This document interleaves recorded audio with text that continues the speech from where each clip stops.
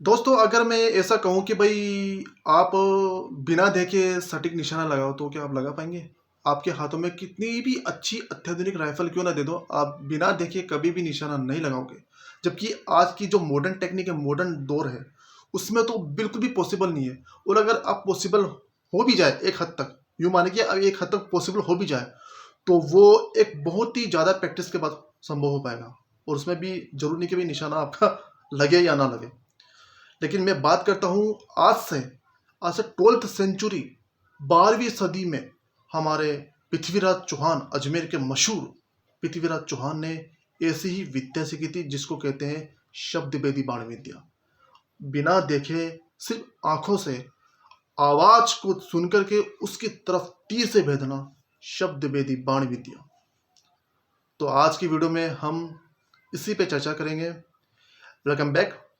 मैं YouTube channel mister secret Ajmer official, मेरा और आपका अपना चैनल अजमेर का, और मैं हूं आपका दोस्त मेहताब नवाजी। तो आइए शुरू करते हैं।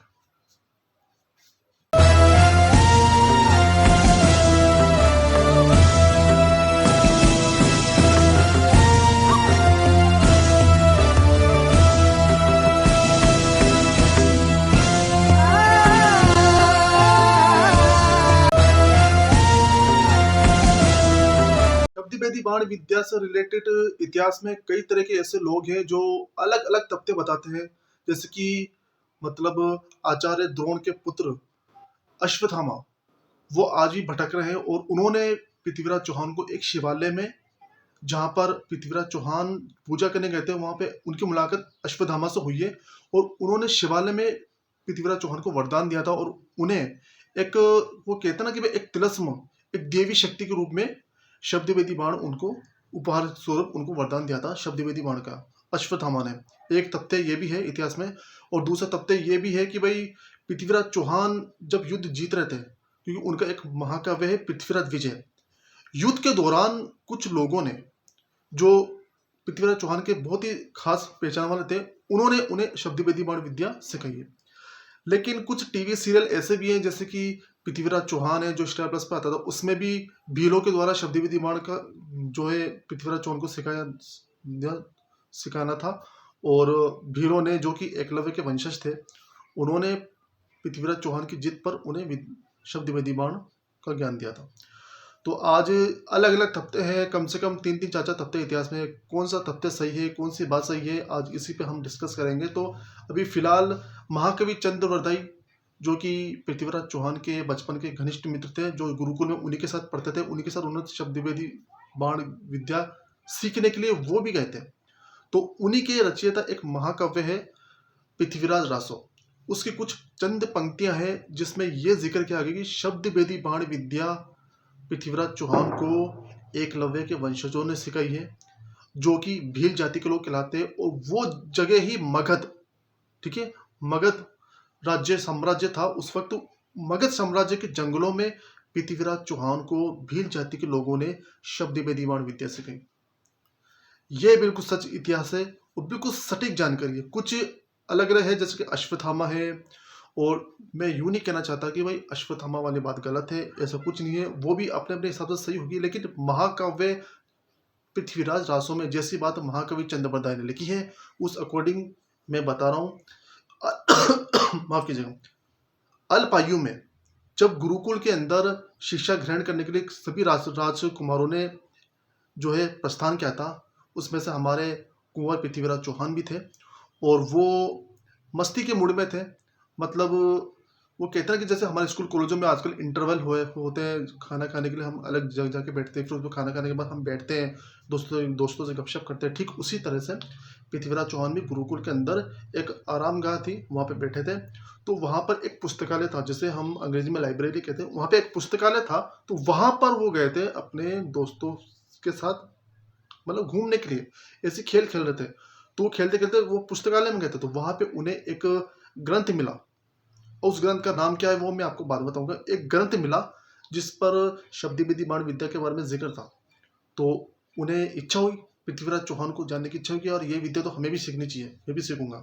उन्होंने डिस्कस किया अपने गुरुदेव को, ठीक है।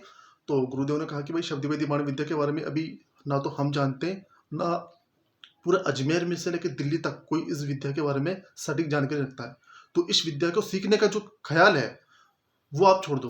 तो हमारे पृथ्वीराज चौहान तो जिद थे, उन्होंने कहा कि नहीं, मैं तो ये विद्या को सीख के रहूँगा।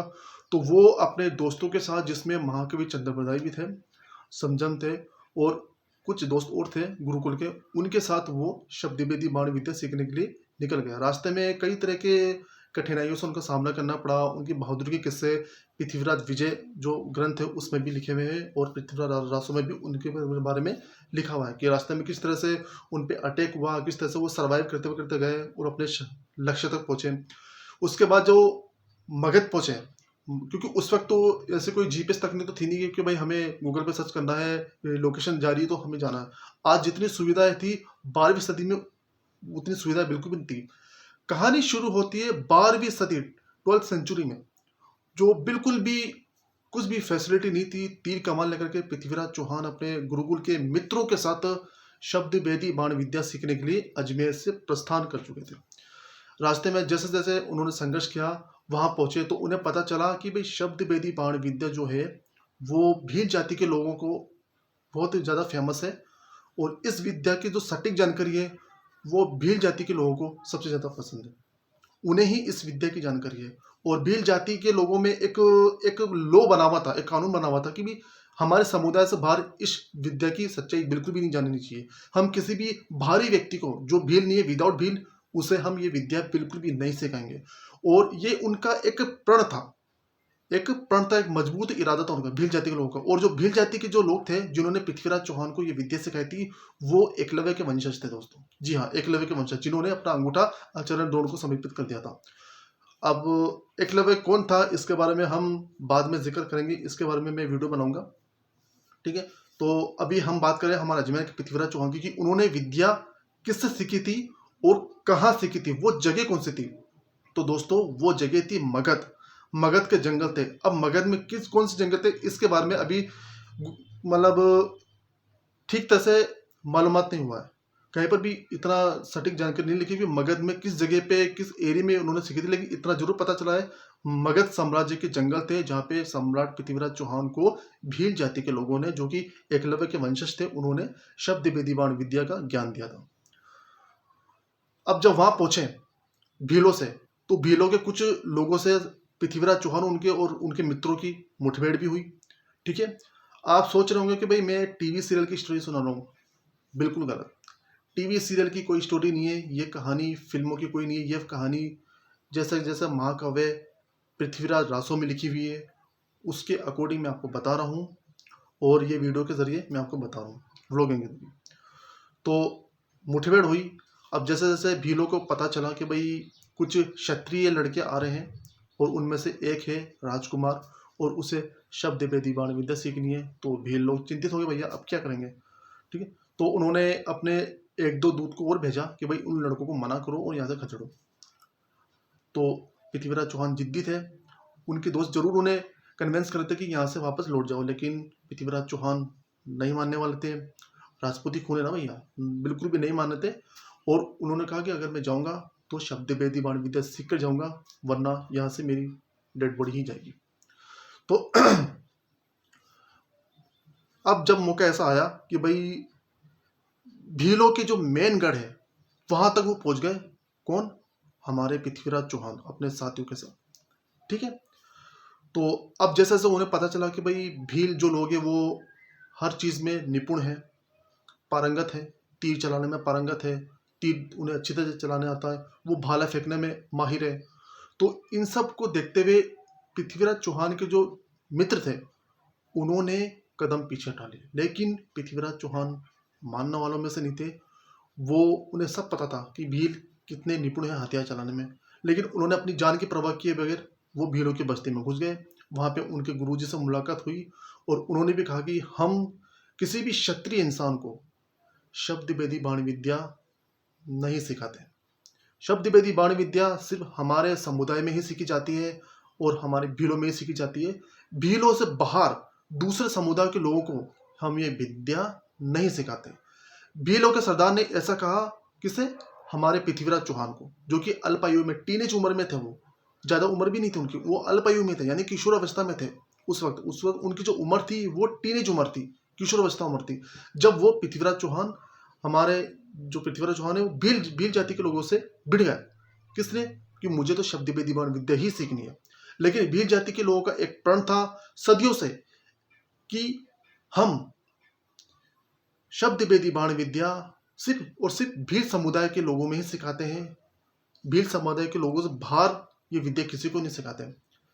लेकिन उनमें से एक जो उनके जो मतलब कहते हैं ना कि भाई समाज में बहुत बड़े, बहुत प्रतिष्ठित, अनुभवी इंसान, बुजुर्ग, वो एक ऐसे इंसान थे भील जाति में, वो सामने आए और उन्होंने पृथ्वीराज चौहान से कहा कि देखो हम एकलव्य के वंशज हैं, ठीक है, हम एक शर्त पे तुम्हें ये विद्या सिखाएंगे, तुम अपना अंगूठा काट के हमारे देवताओं को समर्पित कर दो, क्योंकि एकलव्य ने भी ये किया था और हम उनके वंशज हैं, ठीक है, तब हम, अगर तुम ऐसा करने का राजी हो जाते हो तो हम तुम्हें ये विद्या जरूर सिखा देंगे। पृथ्वीराज चौहान थोड़ा सोच में पड़ गए, लेकिन उन्होंने ऐसा ही कहा कि हाँ, मैं अंगूठा तुम्हें दान कर देता हूँ। और वो अपना खंजर निकाले और अंगूठा काटने वाले थे कि उनका हाथ पकड़ लिया। किसने? भीलों के सरदार ने।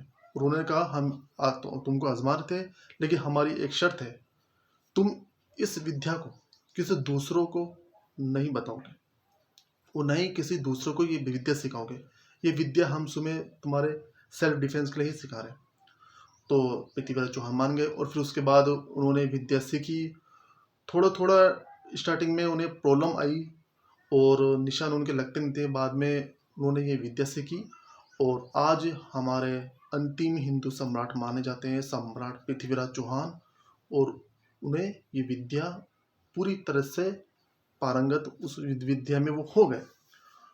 और आगे चल के ऐसा भी नहीं कि भाई उन्होंने सिर्फ विद्या सीख ली और विद्या किसी काम नहीं आई। ये विद्या अंतिम स्टेज पर उनके काम आई, जब मोहम्मद गोरी ने तराइन के मतलब 1192 वाले युद्ध में उन्हें जब छल कपट से हरा दिया था और उन्हें गजनी लेके गया था, तो वहाँ पर फिर चंद्रवरदाय के जो है दोहे सुन कर गए पृथ्वीराज चौहान ने शब्द वेदी बाण से मोहम्मद गोरी को ख़त्म कर दिया। तो ये थी दोस्तों सम्राट पृथ्वीराज चौहान ने जिस जगह पे शब्द वेदी बाण विद्या सीखी थी, वो जगह थी मगध साम्राज्य। मगध साम्राज्य के भीलों ने उन्हें ये विद्या सिखाई थी। और ये जो भील थे ये एकलव्य के वंशज थे और इन्होंने एक प्रण लिया था, एक प्रण कहा था कि भाई हम भील समुदाय से बाहर किसी भी क्षत्रिय को हमारी शब्द वेदी बाण विद्या बिल्कुल भी नहीं सिखाएंगे। लेकिन हमारे पृथ्वीराज चौहान की बहादुरी और हिम्मत और साहस को देख करके उन लोगों ने हमारे पृथ्वीराज चौहान को ये विद्या सिखाई और ये विद्या हमारे पृथ्वीराज चौहान ने सीखी और फिर इतिहास में एक तरह से कहूँ तो अमर हो गए। तो ये थी आज की सच्चाई, आज की वीडियो। तो मैं आशा करता हूँ कि आपको ये वीडियो पसंद आएगा। मैं और मिस्टर सीक्रेट अजमेर ऑफिशियल ये जो चैनल है इसको आप प्लीज़ सब्सक्राइब कीजिएगा, वीडियो का ज़्यादा से ज़्यादा लाइक कीजिएगा, शेयर कीजिएगा और अपने दोस्त को सपोर्ट कीजिएगा। Thank you. जय हिंद।